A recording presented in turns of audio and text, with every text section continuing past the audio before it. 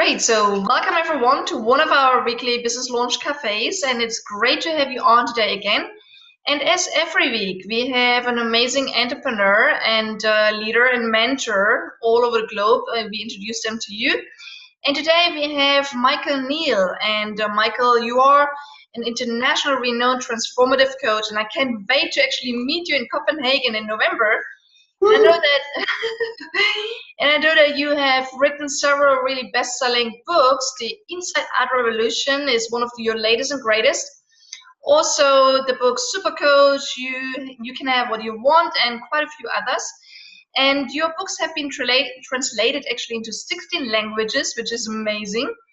And you have spent over 25 years as a coach, advisor, mentor, creative spark plug to celebrities, CEOs, and many people all over the world. I think you have been active on basically 6 continents, right? And you're Yeah, also running a show. I hit my 6th continent last year. That was fun. Yeah, and you also running your own show, weekly show, Super Coach, which I know is one of the favorite shows on Hay House Radio. And I just also recently watched your TED Talk, which was pretty amazing as well. And Michael, so basically there is, always something that, people don't know about us. So share with us one of your secrets. What would Michael Neill say, who Michael Neill is? I'm kind of really boring. I know, like when you say all that, I sound like I'm not quite that boring. But I maybe it's just that the clients I hang out with have such dynamic lives. But there's nothing I like more than coming home and having lunch with my wife and then tea with the kids and watching bad TV on Netflix of an evening. Like, that's my idea of heaven. So, yeah, I do travel around a lot. I do get to do some really cool things. My favorite bits are kind of boring compared to a lot of that, but I like them. And I love my dog. And you love your dog, I know. And I know that people like you, including myself as well, I mean, we love being home, right? I mean, being on stage so much. It's great to be home, and we call it heaven. Great. Okay, Michael, a lot of people that are watching us right now, that they're pretty fresh and young in their business. Let me ask you as well, have you always been an entrepreneur, or when did you pick up this entrepreneurial bug? I have always been an entrepreneur in a way. Once I got into business, my dad ran his own company. And so I think I grew up thinking that was normal. That didn't look weird to me. And it was doing something that he loved doing, which was drilling long holes in metal, which turns out to have all sorts of applications. Like, he built the legs to the lunar module that actually landed on the moon and things like that. And he loved it. And so I grew up in an environment where, well, of course you go out and try and make your living doing what you love to do. So I think that was always in me. I think that was always something that I had. I started out as an actor, which is actually a remarkably entrepreneurial job, because you got nothing going for you really other than you. And I think I've had 3 proper jobs in my life. I drove a forklift, I took tickets at a movie theater, and I worked in bookshops for a little while. But those are the only jobs I've ever had. Right, but in a way you said you've always been an entrepreneur, and you had this entrepreneurial sparkle inside of you, right? In what way did you feel that? Well, I think the reason I hesitated when you asked the question is because I didn't think of it as an entrepreneurial sparkle. I thought of as entrepreneurs as the people who are out there dynamically trying to create businesses and sell them and create more businesses and sell them. And that, I never had that. I just knew that I was only interested in doing what I love doing and what I wanted to share with the world. And whatever business I was in, it was going to be built around that. Now, that is entrepreneurial, but it's not the sort of dynamic go-get-'em tiger, 7 companies juggling thing that I did know for some entrepreneurs is what they love, is the buzz of all of that. For me, it's just seeing that the fact that something has never been done before gives you no useful information about whether or not it will work. The fact that from time to time you're scared and you don't know what you're going to do or how you're going to make it happen has no bearing on whether or not it's going to work. And that's kind of all you need to know. It's like, why not? Absolutely. And you're so right where you say it's entrepreneurial basically to tap into the unknown, right? And maybe to be afraid of what might or might not happen, right? I mean, the fear is irrelevant. I mean, yes, you may be afraid, but fear doesn't mean yes, and it doesn't mean no. It just means your head's kind of caught up in some worry in that moment. And that's something I think it's really useful to know both of those things. First off, the unknown is your friend. If you're not in love with the unknown or you can't find a way to love the unknown, get out of entrepreneurship. Because that's our lifeblood. That's where we swim. That's our pond, right? And secondly, know that fear comes and goes. It's not about anything. It's not a character flaw, and it's not a sign of wisdom. It's just one of those things that can happen in our heads when we get caught up in our thinking. Right, and I think this is a wonderful bridge to, one of your recent books, The Inside Out Revolution, right? Because in that you're explaining the principles that explain where our feelings actually come from, right? So what are these principles? And you're also talking in this book about how really our experience of life, can transform for the better in a matter of seconds, in a matter of moments, right? Can you say more about these principles? Where do our feelings come from, and how do we deal with feelings like fear and these kind of things? One of the things that makes human psychology seem really complicated is that it's one of the only quasi-scientific fields that isn't based on universal principles. So everyone has theories of psychology, and some theories work for some people, some theories work for other people. And what I came across in 2007, and I didn't invent them, I came across these universal principles of psychology, these three constants that are true for everyone before our individual psychologies get formed. Stay with me. Hopefully it will be simple enough when I get through. So in the same way as we're born into a world where gravity and electricity and magnetism are already there, we're surrounded by them from the moment we're born. They'll always be true. We might be unaware of them. We might learn the hard way about gravity and electricity particularly, but they're constants. Well, with the human mind, the three constants are what we call mind, consciousness, and thought. And mind is like the life force. It's what actually makes the heart beat and the brain fire.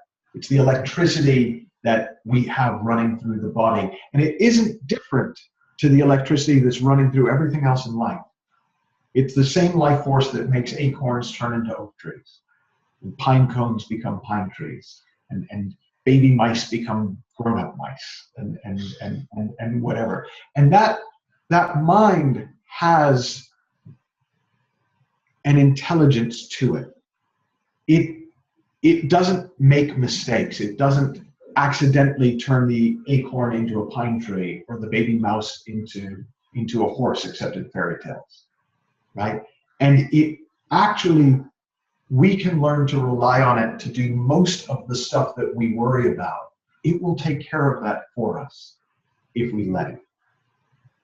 Consciousness is the capacity we have to be aware of life, to experience life, right? Without consciousness, we wouldn't know. We might be having a wonderful life. If a business fails in the forest and nobody's there to hear it fail, did it really fail, right? Consciousness is how we experience life. And what consciousness does is it takes whatever thought, which is the third principle, comes to mind, and it makes us experience it in our bodies as if it's really happening. So if I think about my wife and I'm thinking lovely thoughts about her, I fill up with love. And if I think about my wife and dirty dishes in the sink, well, it's not my wife. It's thought, consciousness brought to life by mind. And that's all that's ever going on inside us. And the reason that matters right? That we're alive, we're aware, and we think, is because we spend so much of our time trying to manipulate the world to create different feelings in our body. So we try and have a successful business so we'll feel successful. We try and make a lot of money so we'll feel secure. We try and behave a certain way so that people will like us so we'll feel loved and okay. Well, if you start to see that none of that, it just doesn't work that way. If you happen to be thinking secure thoughts, you'll feel secure. When you happen to be feeling loving thoughts, you'll feel loved and loving. When you happen to be feeling insecure thoughts, you'll feel insecure. Well, you get all that energy that you're spending trying to change the world to change your experience. You get that all back. And when you take that kind of freedom of mind and energy into a business project or into your life, oh my God, it's like thinking that you have 2 gears and actually finding out you have 6. Right. The only challenge I think that a lot of people are facing again and again is when, mind and consciousness is seemingly in conflict with each other, right? So how do I bring them into balance, and how do I make sure that they're speaking the same language? They're giving me, So I'm not sure that to realize. To me, to say mind and consciousness are in conflict is to say that a movie projector and a movie screen could be in conflict. They're not. They're in relationship. And whatever thought passes through mind is, we see it on the screen of our consciousness and we experience it in our senses. So it looks like it's outside in, it looks like it's coming at us, but it was projected out from us in the first place. And that's just how it works. It's not good or bad. It's just the nature of what we're dealing with, the human experience. And the gorgeousness of it, the reason that it's really good news is because of that intelligence behind it. Because we don't have to go in and start to try and control our thinking and make ourselves only feel one way or only think one way. And we're actually free to let any thought come to mind, knowing that the nature of thought is there'll be another one along in a minute. And so from a business point of view, what it means is when I'm facing what seems like an impossible problem, it looks impossible because of the thought being projected through mind onto consciousness and experienced in here as impossible. And I have no access to creativity. I have no access to hope even. But if I know that that's just the nature of thought and there's an intelligence behind it, when I let that thought go, when I go back to the drawing board, when I throw up my hands and go, I don't know, I give up, then new thought comes through. And it's responsive to my challenge. It's responsive to what I'm actually working on. So I worked with the CEO of a company, and they were given a project where it was a project they had completed before that took 18 months. And they were given the same project with the same budget and told they had to do it in 9 months. And they knew that the reason they were given that was because the company wanted them to fail so that they were trying to get out of the contract essentially. And so they panicked for a couple of days, and then they stopped panicking and went, well, let's look at this. Let's see what's going on. And they had scientists from Stanford and MIT and Caltech and the brightest and the best. And they worked on it for a few weeks, and the best they could do was get it down from 18 months to over a year. And so the CEO said, you know what? I'm going to tell them we're not going to be able to do it. Go home. You've been working your butts off. It's on me. Well, he came into the office the next morning, about 6 a.m., he said, and one of the engineers was there waiting for him. And when he went into the office, there were about half a dozen of the engineers there. And what had happened was they'd given up. So they let it go off their mind. They'd let go of trying to figure it out up here. They went home. They went to sleep. Well, the way this intelligence of mind works is it brought them fresh thinking. Now that the old thinking was out, and they had ideas. And long story short, they not only pulled it off, but that became the new work ethos in the company, where if somebody was stuck on a problem, somebody else would go, well, have you tried giving up yet? And sure enough, he said the two things that were constant, he said, every time they gave up, it worked. And they were always surprised because it never looked like it should work that way. And that's how the mind works. When we try and figure it out with this part of the brain, we got very limited resource. When we see that there's actually a larger intelligence doing our thinking for us, we let it through, and our levels of creativity soar, our resilience soars, our capacity to connect soars. It's quite extraordinary what can happen when you start working with gravity, electricity, and magnetism instead of against them or in ignorance of them. Right. So basically you're saying we need to give our brain, to give our mind the space to basically tap into the unconscious and connect with the unconscious, right? To make space for fresh and new ideas, to be able to tap into our creative source, right? And I want to make one distinction that actually matters, because a lot of people think the unconscious is like Freud's unconscious filled with crazy things that are going to come get you. I'm talking about something that you could almost call superconscious or supraconscious, beyond conscious. I'm talking about a wisdom that comes through us that isn't based on what we already know. See, we've got an unconscious. We have all sorts of crazy in our heads. But there's also a capacity to open up to something beyond the brain, beyond our personal knowledge.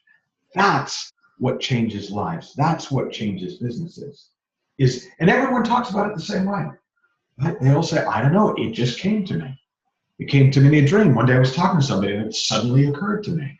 Right? It comes through us, not really from us. Right, it's so true. I mean, I experienced it many times, and as we know, even humankind, the greatest discoveries came when people were sitting idle, right? As we know. So, can you give us a couple of, practical ways of what you suggest to your clients, or what you do to create that space, that creative space, to tap into the things that Well, and so on? Here's the funny thing. The space is already here. We cut off from the space with all the thinking that we do. So there's nothing you can do to create space any more than there's something I can do so I've got a pad here, right? So I can't, create the pad. It's already created, right? It's already there.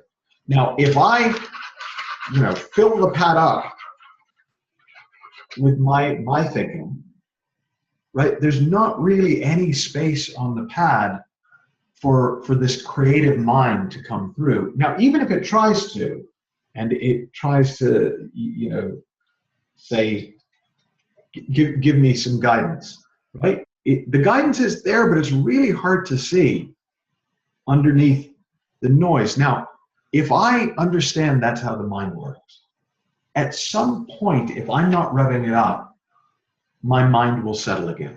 I'll go back to a blank page. And then when the the inner GPS comes through, it's easy for me to see.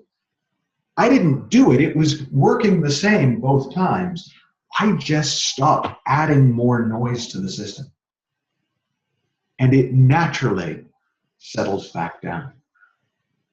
I had a caller in my radio show years ago who had a really busy mind. And a lot of entrepreneurs do have really busy minds. And she's like, okay, so what do I do to do this? And I kind of talked about, how when the mind clears, we have access to a deeper level of intelligence and wisdom and creativity.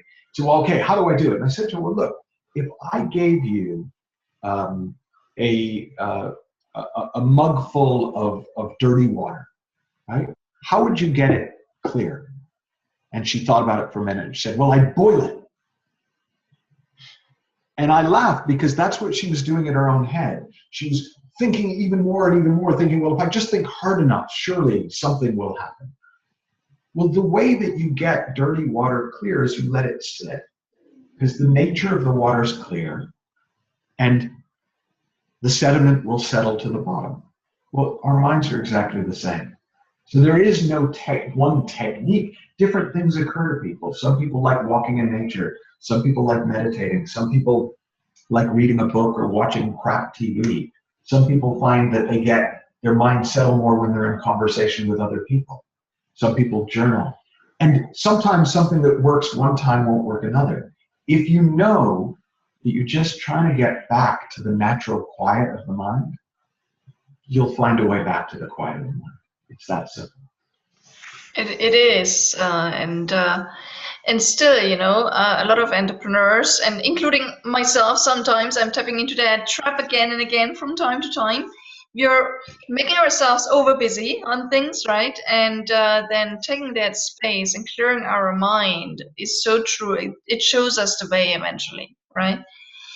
And Michael, you also wrote this other book, Super Coach, right? And it's saying here, and I love how it was saying it. It was saying if Superman needed a coach, he'd hire Michael Neill. So I love that. Funny enough, I saw the client who said that about me came to a talk I did in London last week. I hadn't seen him in years. It was kind of fun. Great. Well, it sticks. These kind of messages stick, and it's beautiful. And it also continues to read the key to lifelong happiness. Everyone wants to have this golden key. So where is this key? Do you want to share it with us? Well, I will, but I got to warn you, it's a little bit anticlimactic if you've been building up to the key to lifelong happiness. The key to lifelong happiness, you can see it in a baby's eyes, right? We were born happy, right? That's our natural state. It gets covered over innocently with layer after layer after layer of thinking about what we need in order to be happy. And the funny thing is, the second it settles, we're happy again. And one of the reasons that it looks like things make us happy is, so we're sitting there in our happiness and our well-being, and then we get the thought in our head, oh, I need to make an extra 50,000 this quarter. And then, okay, I'll be happy when I get that extra 50,000. And what's making us unhappy is all that thinking. Well, let's say we get the 50,000. Well, now we stop thinking. And as soon as we stop thinking, we're right back into our natural happiness. We think it was the money, but actually all the money did is it gave us an excuse to stop thinking about it. Well, you don't need an excuse. There really is nothing good that comes in life from revving up your thinking and trying to make yourself do things in order to be happy. All it ever does is makes it harder to hear wisdom and takes us away from the natural happiness that we rest in literally from the moment we were born. That's back to that principle of consciousness. If you're not showing movies on the screen, it's not neutral. There's light on the screen, right? And that light is the light of I don't know what it is, right? I'll call it the divine. It's the light of whatever it is that lights us up before the details, right? The details are thought. The light is consciousness. And that's our nature. That's us. Right, and that brings us to a controversial conversation that a lot of entrepreneurs keep having around me, saying, does that mean we shouldn't set any goals? What are you saying about that? Well, I can unequivocally say it totally depends. And what I mean by that is it depends on what you mean by goals. If what you mean by goals is there are certain targets or milestones that you need to track in your business in order to maintain cash flow and keep things moving, I don't know how to run a business without. If what you mean by goals is a direction that you're heading in, for example, I'm trying to create a mug, so my goal is to create a mug. Well, yeah, you've got to kind of have some idea of what you're up to, even if you don't know exactly what it's going to look like. But what most people mean when they talk about goals is things that they make up about the future in order to try to motivate themselves. And that's a disaster, top to bottom, beginning to end. Setting goals because you think it's going to get you to be a better person, a more successful person, that is a treadmill that goes nowhere. So it depends what you mean by goal. It's a very, very wise answer, and it's so true, because the only thing it does, the way you also described in last case, is just postponing happiness into the future, right? Happiness is a feeling, an emotion that we can only have right now, right? Super coach, I use an analogy of a dog bone, okay? And the dog bone, you write your goal on the dog bone, right? So, okay, I want to be a millionaire. And then you throw the dog bone and you chase it. And you're not happy until you get the dog bone.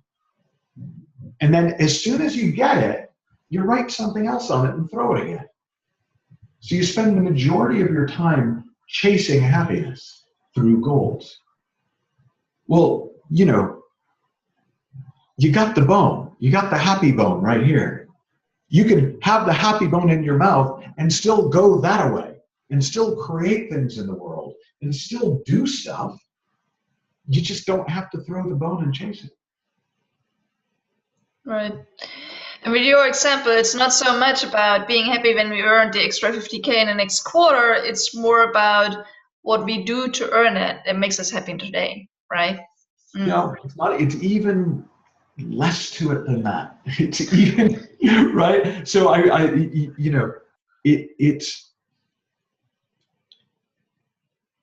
we are designed to live happily in the world. From that place, we will naturally be drawn to do things that are in harmony with whatever our personal calling might be, with whatever our wisdom tells us, with whatever, we'll be drawn to certain things. That's just how we're made. When we're already okay in ourselves, we listen.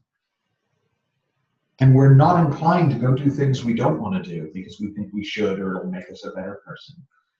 And we're not that scared of doing what we know to do, because we know to do it, and it's kind of not up to us whether or not it works. We're not doing it and it only will be worthwhile if it works. We're doing it because we want to do it.